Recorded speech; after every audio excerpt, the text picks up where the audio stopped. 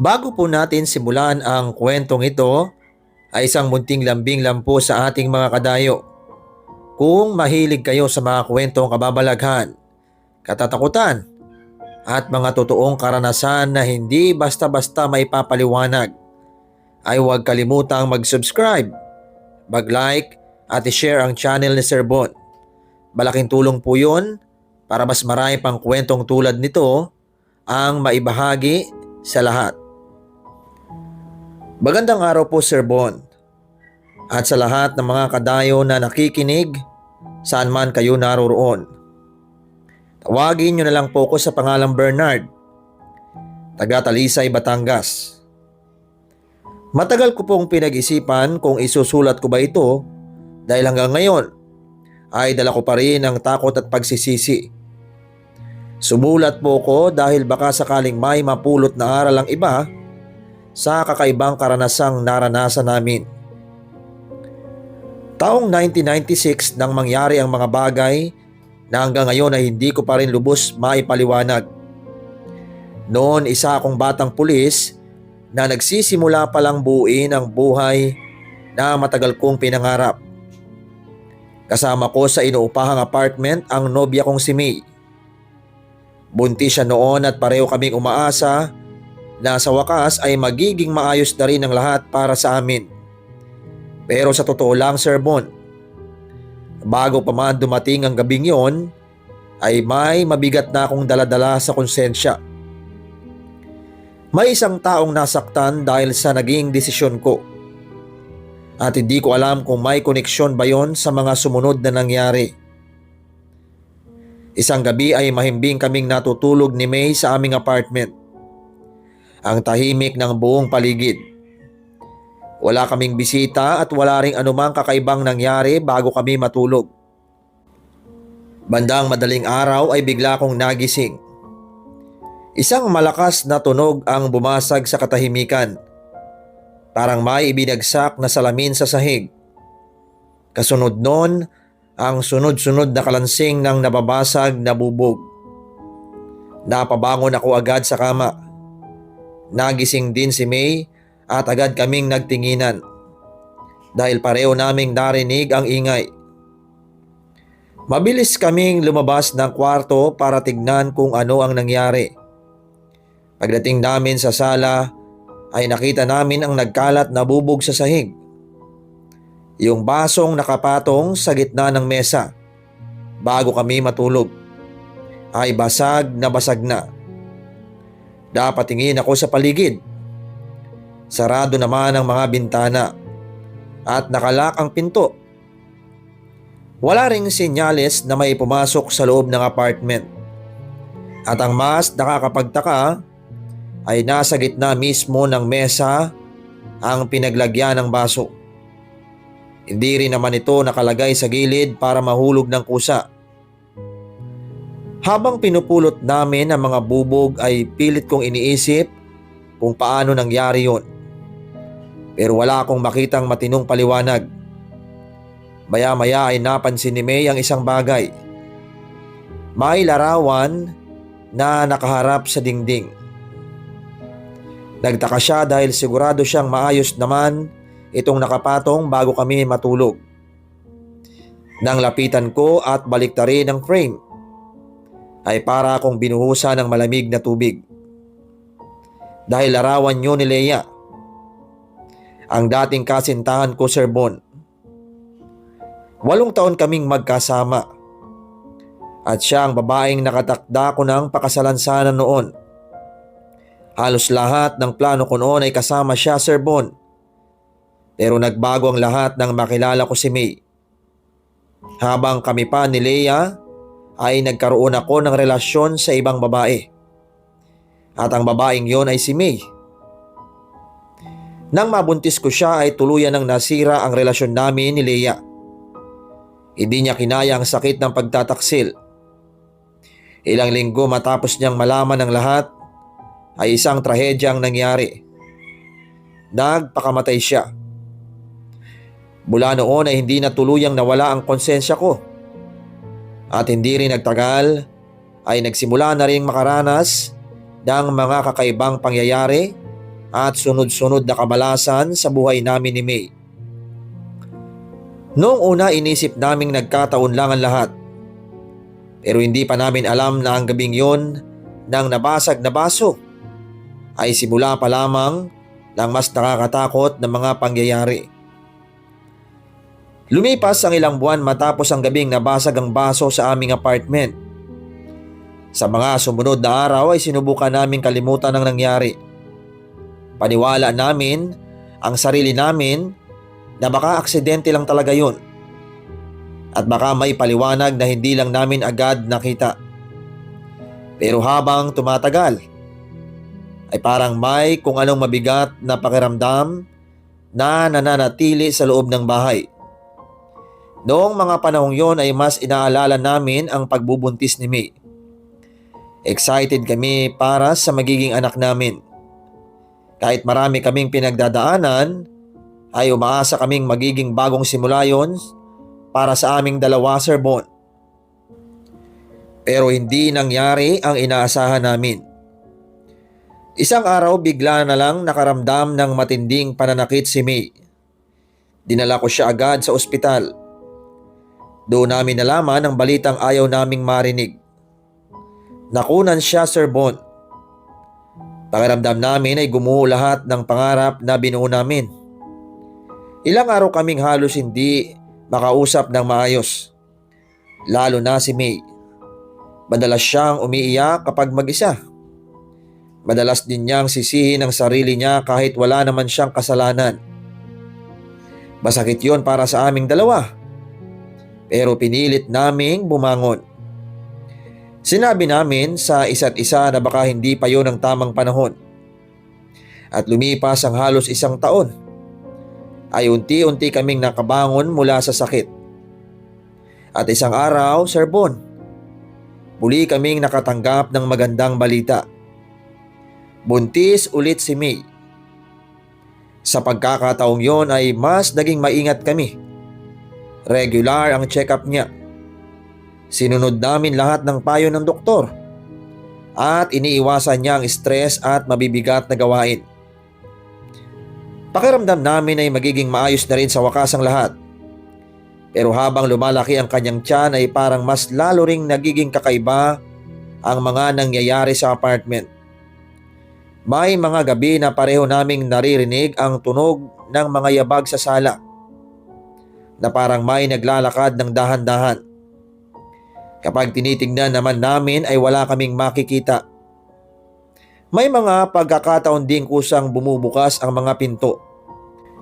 Minsan isinasara ko mismo bago matulog.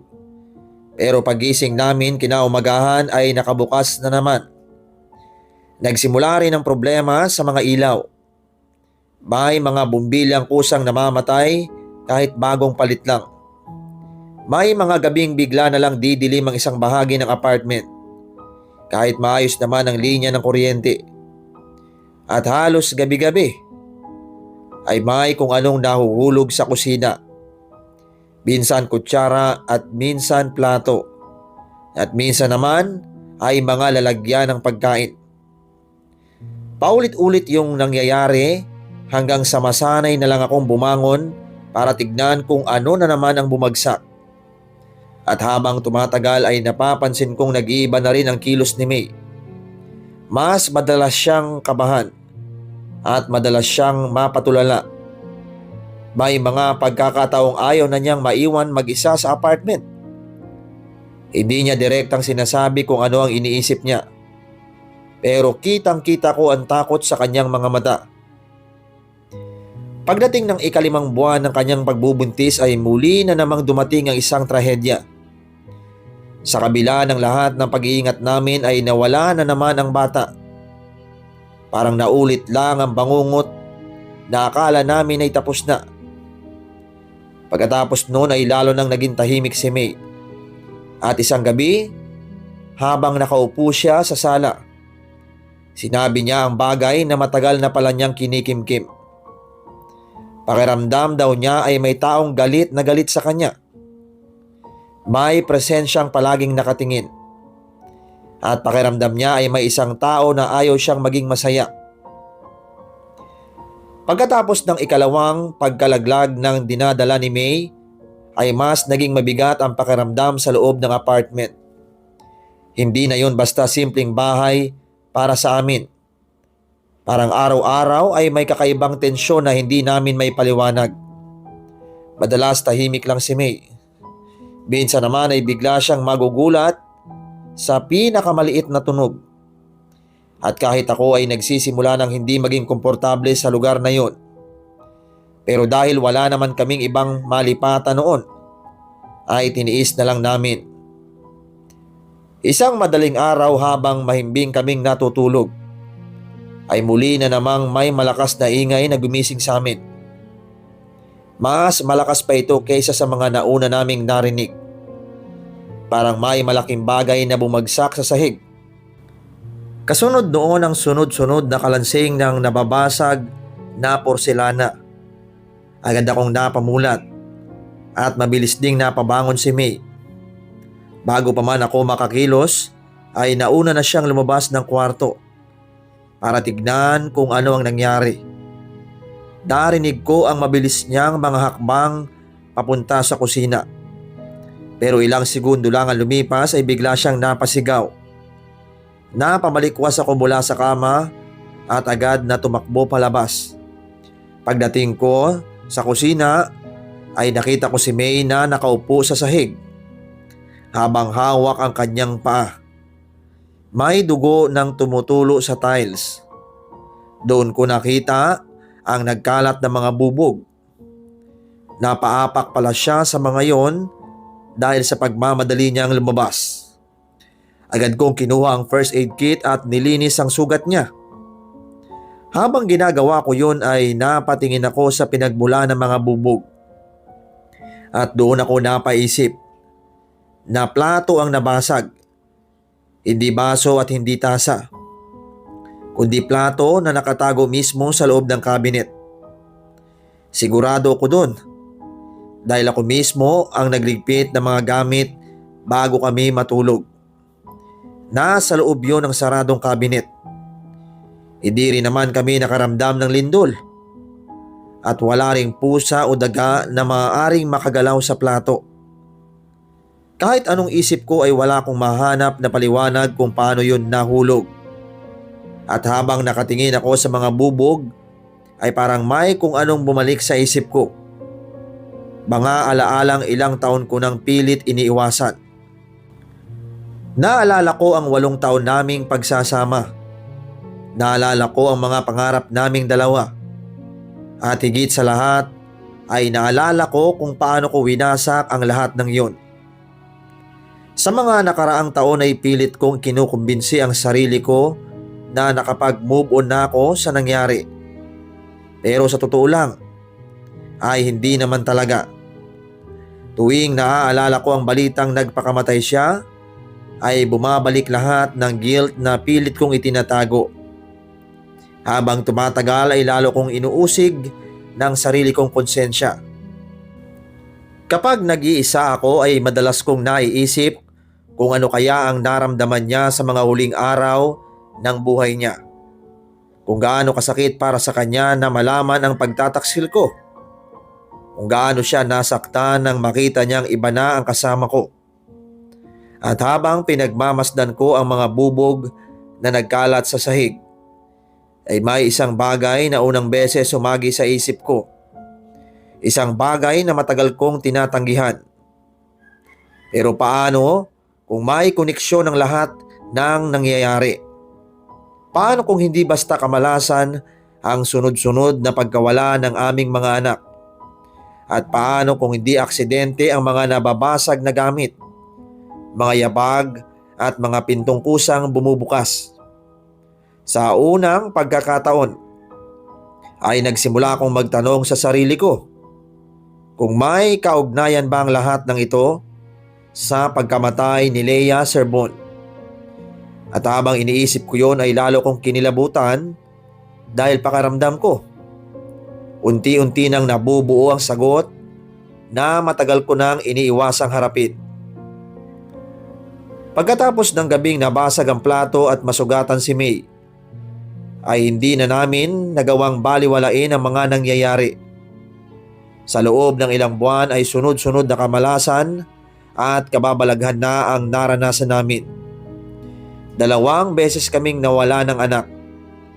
May mga yabag na naririnig kahit walang ibang tao sa bahay.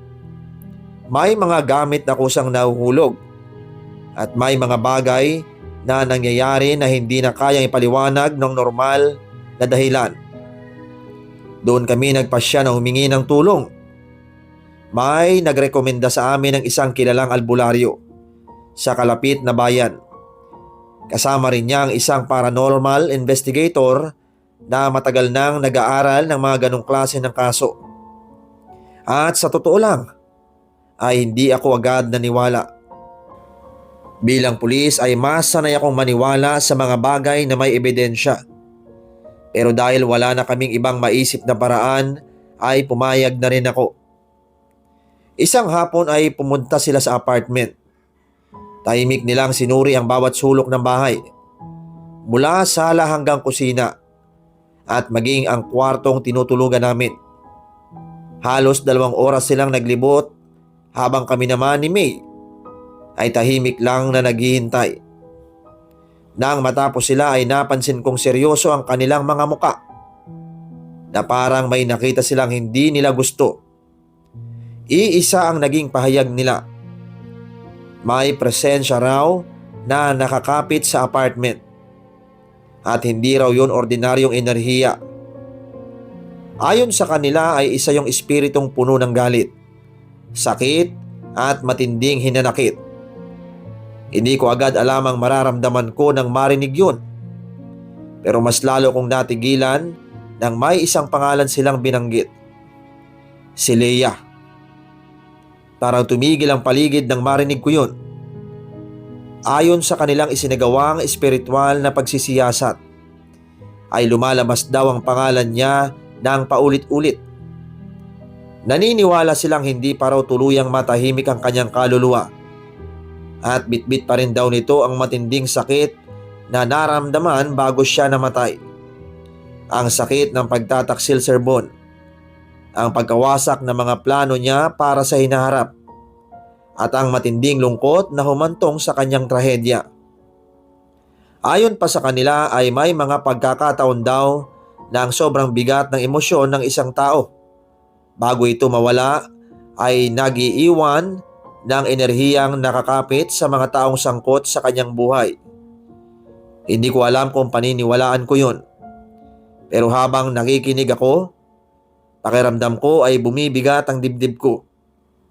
At para bang lahat ng matagal ko nang itinatago ay unti-unting bumabalik. Hindi na kami nag-aksaya pa ng oras. Agad silang nagsagawa ng cleansing ritual sa apartment. Dilinis nila ang bawat bahagi ng bahay habang may mga panalangin at ritual na ginagawa. Pagkatapos noon ay nagpasya rin kaming magbasbas ng bahay. Nag-imbita kami ng pari upang ipagdasal ang apartment at ang kaluluwa ni Leia. Habang nagpapatuloy ang dasalan ay may ilang kakaibang bagay na muli naming narinig. May mahihinang kalabog mula sa kusina.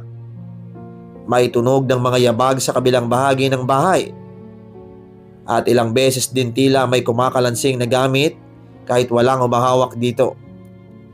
Tahimik lang naming pinakinggan ng lahat, at patuloy lang ang pari sa kanyang panalangin. Hanggang sa dumating ang huling bahagi ng dasal. At nang matapos ang kanyang huling panalangin, ay may isang bagay kaming napansin. Biglang naging tahimik ang buong apartment. Yung klase ng katahimikan na matagal na naming hindi naramdaman. At sa unang pagkakataon, matapos ang napakahabang panahon, ay parang may malaking bigat na nawala sa loob ng bahay. Pagkatapos ng cleansing, mga dasal at pagbabasbas sa apartment, ay unti-unti nang nawala ang lahat ng kababalaghang matagal naming naranasan, Sir Bon. Wala na muling nabasag na baso o plato sa kalagitnaan ng gabi. Wala na ring mga yabag na naririnig kapag kaming dalawa lang ang nasa bahay. at nawala rin ang mabigat na pakiramdam na matagal naming tiniis. Pero kahit naging tahimik na ang lahat ay hindi ko nakalimutan ang mga nangyari. Madalas na akong magsimba pagkatapos noon. Palagi akong nagsisindi ng kandila para kay Leia at ipinagdarasal ko ang kapayapaan ng kanyang kaluluwa. Nagkaroon din ako ng lakas na loob na humingi ng tawad sa kanyang mga magulang. At alam kong hindi na mababago ang nakaraan at hindi na maibabalik ang buhay na nawala. Pero sinubukan kong itama ang mga bagay na kaya ko pang itama. Makalipas ang ilang taon ay biniyayaan din kami ni May ng isang malusog na anak. Sa wakas ay dumating din ang kapayapaang matagal naming hinihintay. Maraming salamat po Sir Bon sa pagbibigay ng pagkakataong maibahagi ko ang aking karanasan. Natutunan ko na bago gumawa ng desisyon ay isipin muna ang magiging epekto nito sa ibang tao. Dahil ang sugat na dulot ng panluloko at pagtataksil ay minsan mas matagal pang naghihilom kesa sa anumang sugat na nakikita ng mata. Maraming salamat sa iyo Bernard at sa tapang na ibinahagi ang iyong karanasan. Mga kadayo, paalala lang natin na bawat desisyon ay may kapalit na responsibilidad. Ingatan natin ang puso ng mga taong nagmamahal sa atin. Hanggang sa susunod na kwentuhan, ito po si Sir Bon.